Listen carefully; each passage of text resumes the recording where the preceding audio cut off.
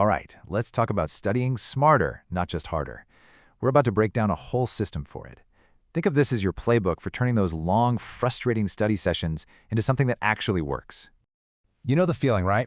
You put in the hours, you read every single chapter, but then you get to the test and poof, it's all gone. If that sounds even a little bit familiar, you're going to want to stick around because we're about to fix that. So, where do we even begin?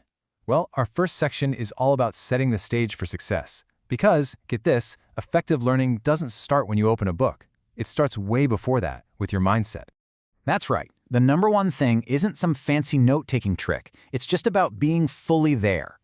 Present, physically, emotionally, and mentally. It's the absolute foundation for everything else. But what does being present even mean?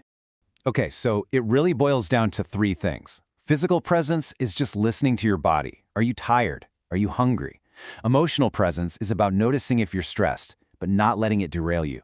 And then there's the big one, mental presence. That means clearing out all that internal chatter, all the worry and distraction, so you can actually focus. Okay, so you've shown up to class, and you're actually present. Awesome. Now what? Well, that brings us to our next section, mastering the actual lecture. How do we make the most of that time in the classroom? Think about it. A 1-hour lecture can feel like trying to drink from a fire hose. So much information is coming at you. The real skill is figuring out what's important. How do you find those golden nuggets of information that you just know are going to be on the exam? Well, here's the secret. Your professor is basically giving you clues the entire time. I mean, if they literally say, this is a main idea, you better write that down. If they stop to write something on the board or repeat a definition, that's a huge hint. And that pause after they say something important, that's not dead air. That's your cue to get it in your notes. And here's a quick pro tip for you, especially when your professor is talking a mile a minute. Use abbreviations. Seriously, making up your own shorthand for common words and phrases is a game changer. It lets you capture so much more without getting left behind.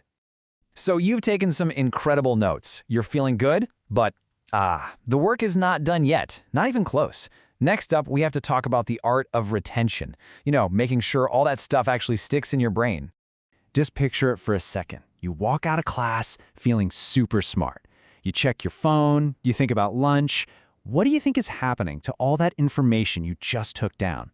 The answer might actually shock you. 50%. Yeah, just let that number sink in for a second. Half. That is the forgetting curve, and it is brutal. Your brain simply hasn't had time to lock that information into long-term memory. So within just half an hour of leaving class, you could lose half of what you just learned. This right here is why it is so critical to review your notes on the very same day. So how do we fight this dreaded forgetting curve? How do we actually consolidate that knowledge? Well, it all comes down to actively working with your notes, and there are two secret weapons for that: summarizing and paraphrasing. Now, people get these two mixed up all the time, but the difference is pretty simple. It's all about scope.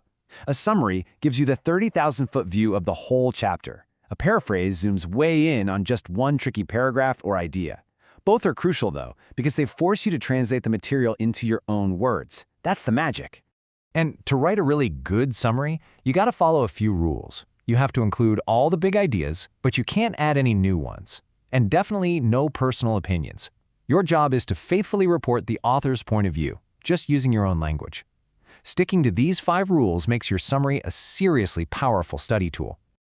Okay, so we've got the knowledge in our heads, and it's sticking around. That's huge. Now for the next part, how do we actually use that knowledge to create amazing academic work, like essays and papers? I absolutely love this quote because it's just so true. Your outline is everything. It is the blueprint, the skeleton that holds your whole paper together. I mean, think about it. You wouldn't try to build a house without a blueprint, right? It'd be a disaster. Same thing with writing. All right, let's get into the nitty-gritty for a second, because people mix this up all the time. Style versus format. Style, think APA, MLA, Turabian. That's about what your writing looks like. How to write your citations, how to capitalize a heading. Format is about where things go on the page. Margins, title page layout, that kind of stuff. Knowing the difference is a huge deal. And here's why it matters so much. Different departments often demand different styles. Your theology professor might want Turabian, but pretty much everyone in business or education is going to want APA. So the big takeaway here is super simple. Always, and I mean always, double-check which style guide your professor wants you to use. So we've talked mindset, note-taking, making things stick, and writing. For our final section, let's zoom out and put all these pieces together.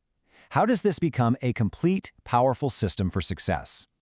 And here it is. This is the payoff. Why bother with all this? Because this system makes you actually wrestle with the material. It builds up your critical thinking muscles. And when you're sitting in a high-pressure exam, you won't be scrambling to remember random facts. You'll have this deep, organized understanding that lets you pull out what you need and write a killer answer. So, there you have it. We've laid out the entire blueprint for a totally new way to study. It's not magic, it's just a focused process. The only question left is, what are you going to build with it? Which piece of this playbook are you going to start using today?